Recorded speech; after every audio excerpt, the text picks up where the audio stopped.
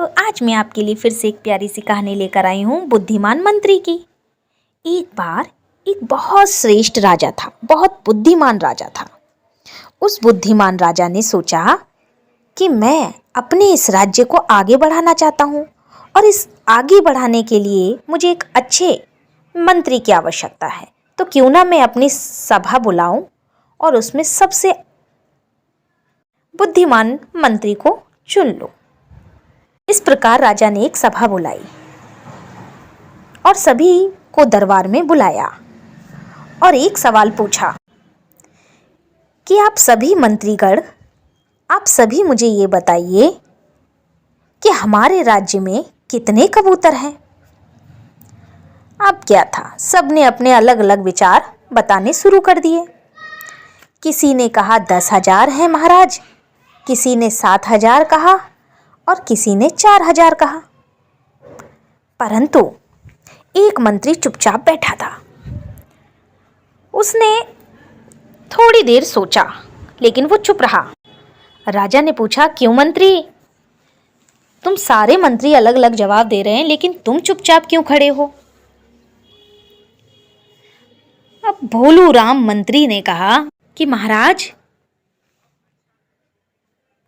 महाराज मुझे थोड़ा समय दीजिए, मैं अपना जवाब 1 या 2 दिन में दूंगा। राजा ने कहा ठीक है।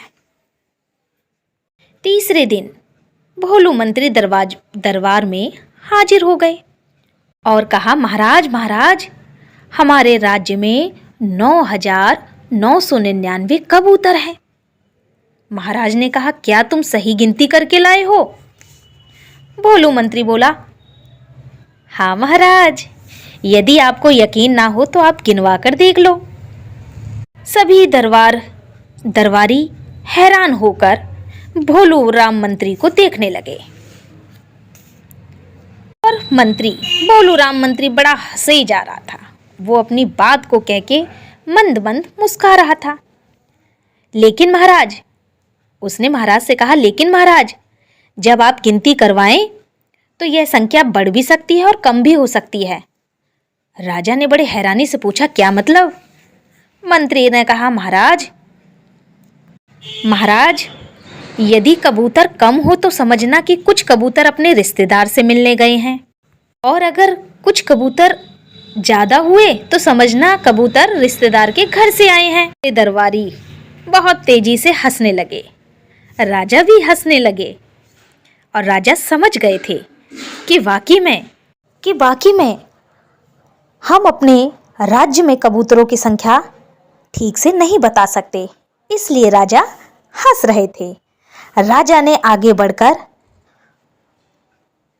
मंत्री को बहुत धन्यवाद दिया और कहा, शाबाश शाबाश मंत्री, शाबाश, तुम वाकई में श्रेष्ठ हो और बुद्धिमान हो। आज से तुम मेरे दरबार में सबसे पहले बैठे जाओगे। तो समझे बच्चों, हमें हमेशा बुद्धि से काम लेना चाहिए। अगर मेरी कहानी अच्छी लगे तो प्लीज़ सब्सक्राइब करना।